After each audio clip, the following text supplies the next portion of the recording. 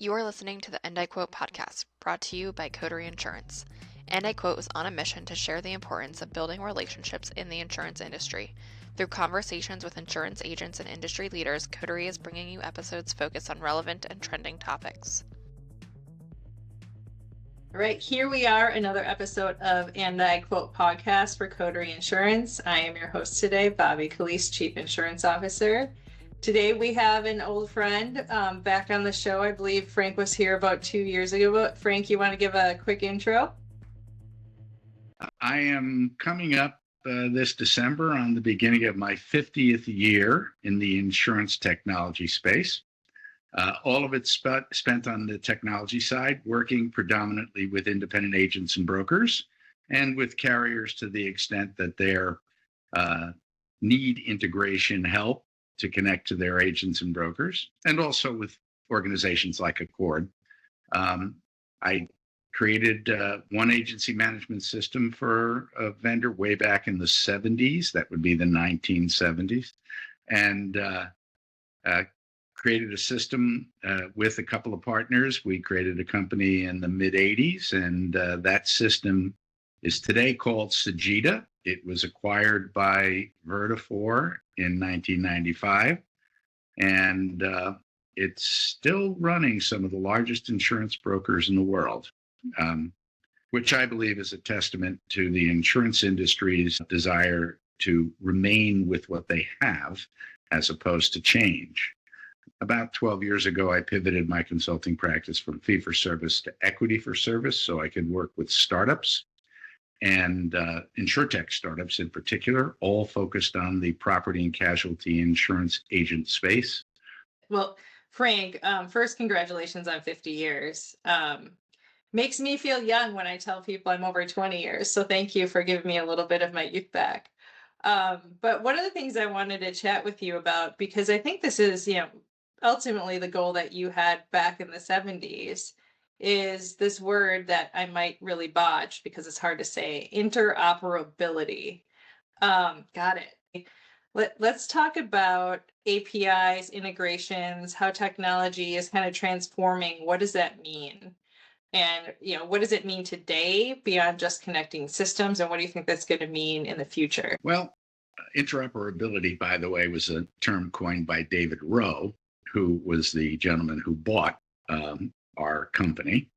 And, you're right. I have been, and many technologists have been, struggling to provide the kind of real seamless integration between agents and brokers and their carriers all the time I've been in this business. And the light bulb jokes, Bobbie, how many X does it take to change a light bulb? My favorite one of those is, how many psychiatrists does it take to change a light bulb?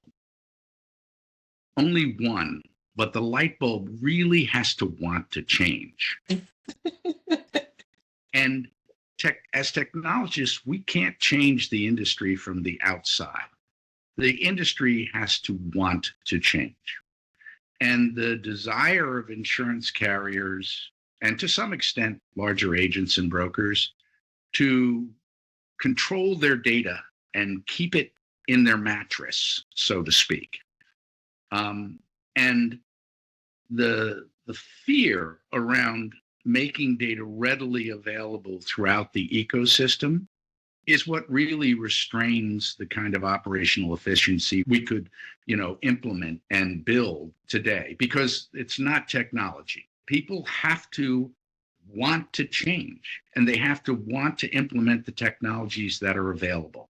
And everybody's talking today about AI. Oh, it's going to change everything. And honestly, it is going to change everything except the insurance business, okay? Because it really has to want to change.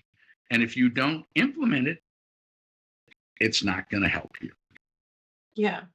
Well, we learned that, Frank, even with the, APIs, what was it? Probably 10 years ago now. APIs were the big thing 10 years ago. And while we've made progress there, it's been long, it's been challenging. And I think a lot of it has to do with lack of data standardization, right? And Sure. we have all of these integration products that still require translation layers.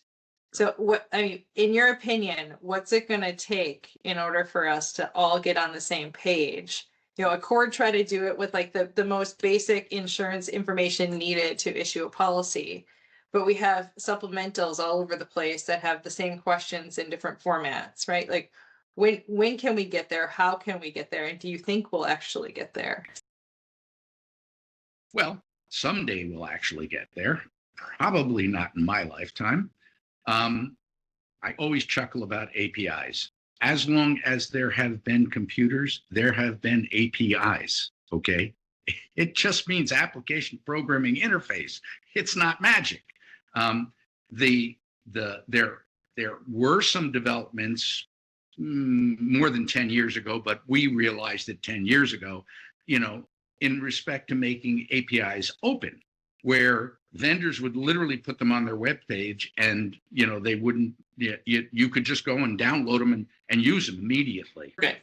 So at any rate, the industry has implemented APIs, not necessarily as open APIs, because vendors are very protective of their data, and they should be.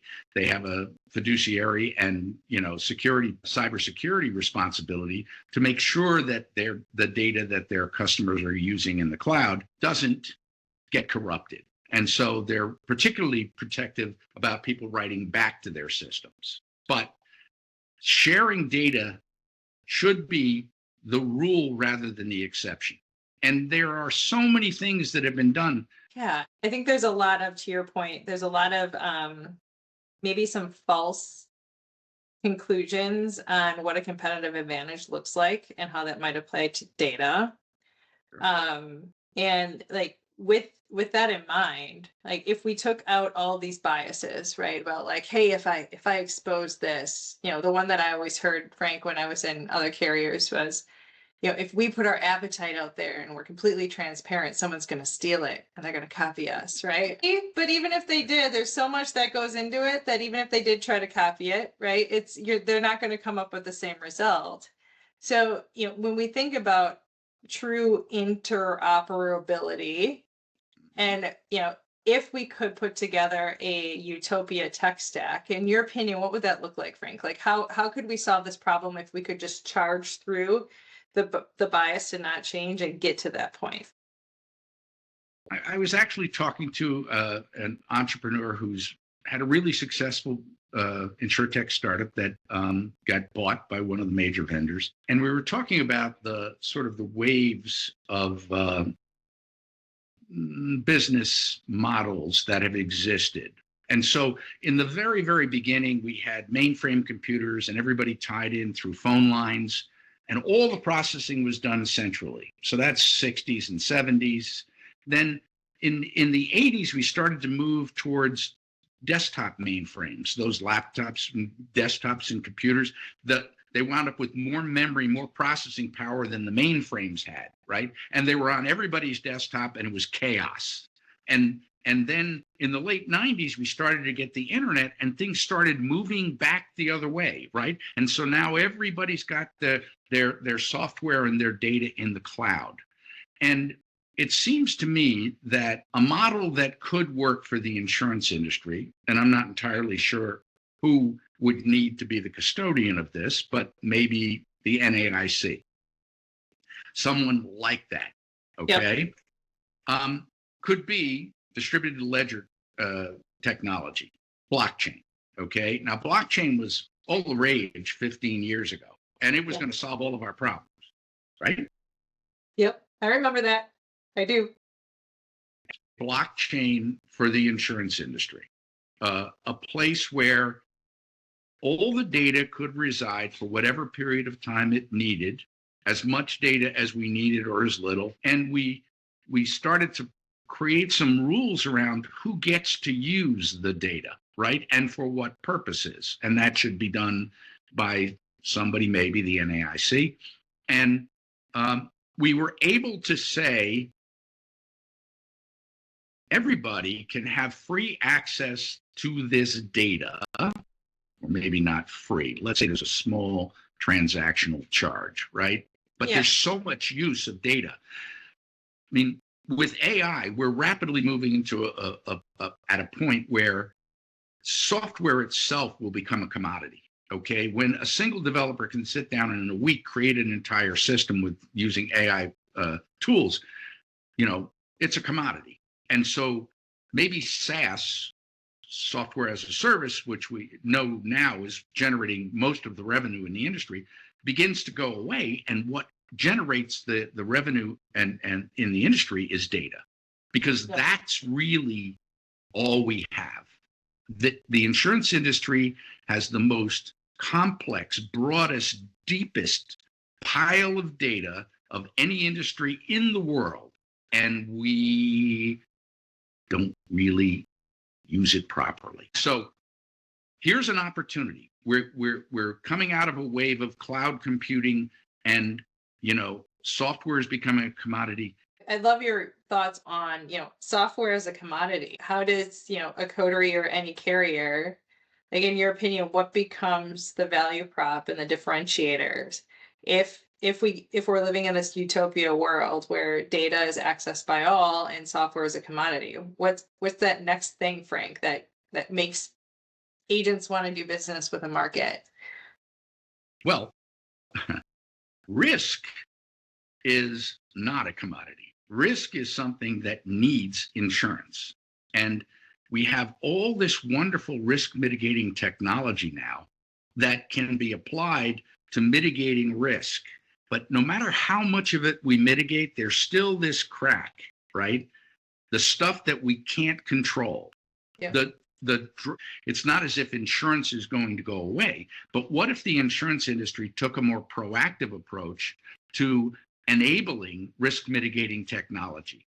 There's lots of money in there. At one time, insurance companies made a lot of money, and agents and brokers in certain niches still do, providing loss control and claims management and a whole bunch of other services. What if we became more service oriented instead of this infinitely variable financial agreement that we call an insurance policy as our only real source of revenue?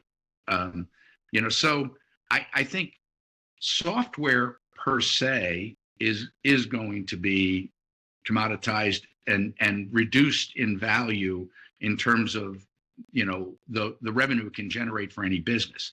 But data is something that's gold.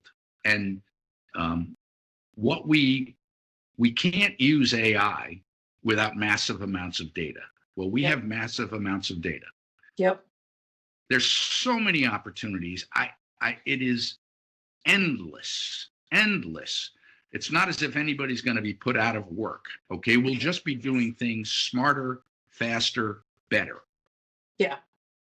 So let's stop all the clouds, because we were talking about utopia world.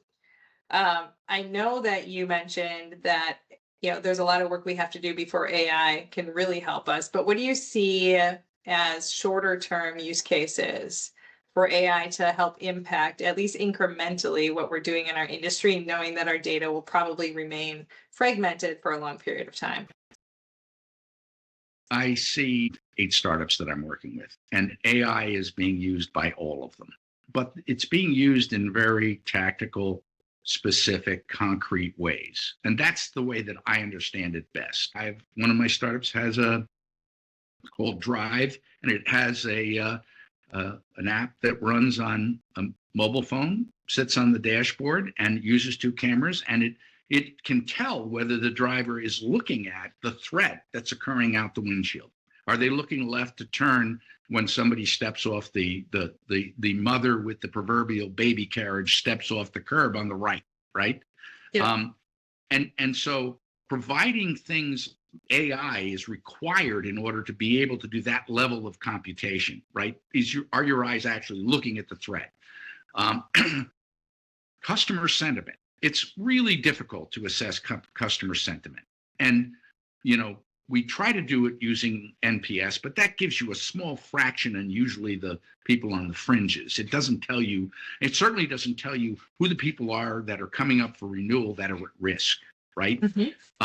Who are the people who have additional exposures that you're not covering because you're not aware of them? But because of the vast amount of data that we have out there, AI could be aware of them, right? Um, the just the writing of code. I have startups that are doing code writing. I have startups that are using AI for customer interactions, initial triaging of customer interactions, and so the opportunities are vast. There's a lot of stuff going on right now. Sooner or later, it's going to sort itself out.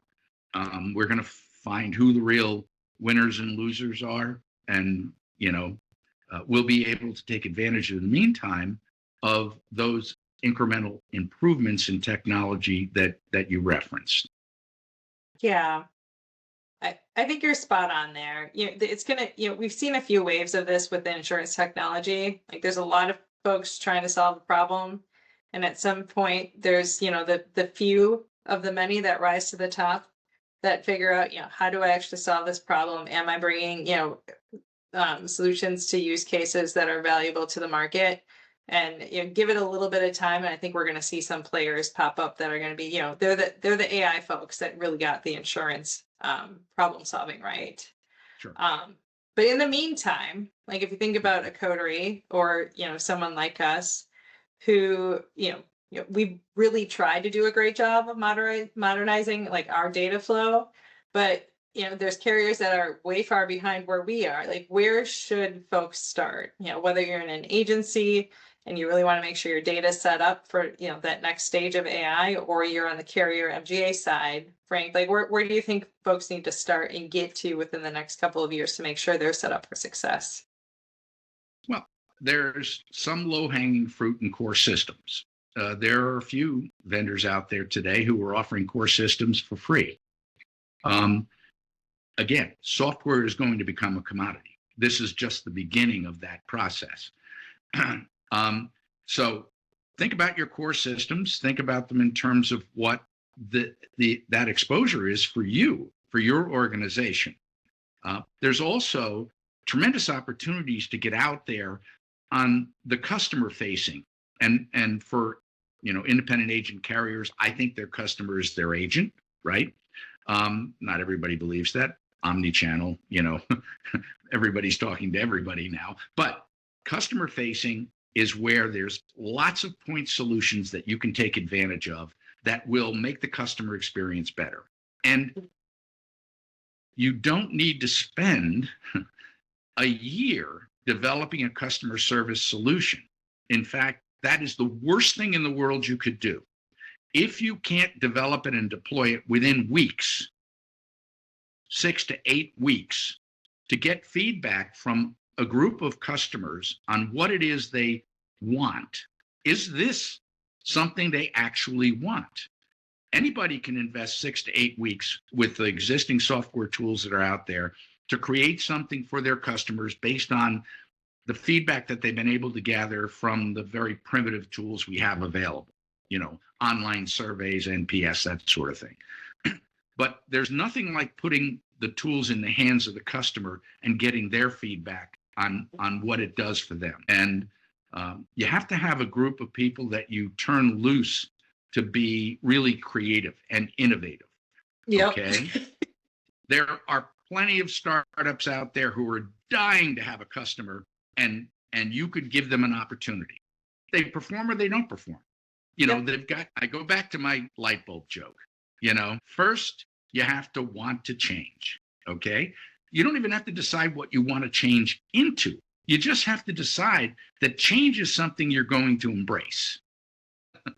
Goodness, there's so much opportunity here. I part of the reason I'm still working at 75 is I love this stuff. So I really appreciate the opportunity to chat with you, and I appreciate what Coterie's doing. You're one of those insurtech insurers. So I think that's what's going to change our industry. People like yourself leaving the safe old corporate world and striking out into a new and exciting, form of insurance, delivery. Thanks, Frank. I appreciate having you on too. And we're truly in a very transformative period of time in insurance, which is fun to be on a ride. But I have one last question for you before we wrap up. So finish the sentence for me. Before I retire, I hope I see the insurance industry do blank. Oh, goodness. I hope I see the insurance industry come together around a real definition of who should have access to the data, who and how should they have access to it, and what should that cost? Some real metrics around that, because we have this discussion often about who owns the data. So that if I could see somebody start a data bill of rights, an insurance data bill of rights, that I would love to see. If the NAIC is listening, I think you'd be a good candidate. Or heck, the institutes, I don't care who does it, Yeah. Well, Frank, there's a small chance that the NAIC might take this podcast because we mentioned their name more than once, and then they'll actually listen. And maybe you'll get to see that before you retire. But I want to be clear. I'm not retiring. I'm never retiring. I may die. Yeah. Okay. Well, so even past death, Frank will live with us in spirit, and we'll still be making sure that at some point we solve this data problem. Frank, love your passion for the industry. Thank you so much for being a guest and taking the time to spend with me today. You bet. Thank you. Thank you for listening to the End I Quote podcast, brought to you by Coterie Insurance.